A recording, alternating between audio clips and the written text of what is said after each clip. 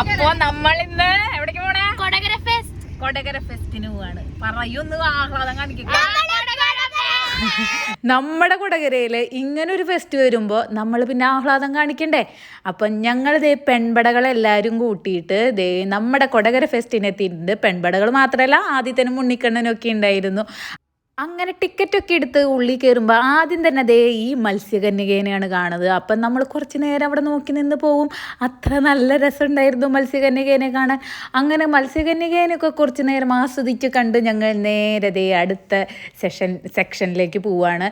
അടുത്തത് ദേ pet show ആണ്. Pet show എന്ന് പറയാൻ അവിടെ കുറേ കിളികളുണ്ട്, മലമ്പാമ്പുണ്ട്, മെക്കാവും ഉണ്ട്, ചീങ്കണ്ടി ഉണ്ട്. അപ്പോൾ മെക്കാവിനൊക്കെ വെച്ച് നമുക്ക് മലമ്പാമ്പിനൊക്കെ ഇട്ട് ഫോട്ടോ എടുക്കാം. മലമ്പാമ്പിനെ പക്ഷേ എനിക്ക് അത്ര ഇതായിട്ട് തോന്നിയില്ല, അനങ്ങ ഉണ്ടായിരുന്നില്ല. അങ്ങനെ ഞങ്ങളുടെ അവിടെ നിന്ന് അടുത്ത സെക്ഷനിലേക്ക് കടന്നു. അവിടെ കുറേ ഷോപ്പുകളാണ് കേട്ടോ ഉള്ളത്.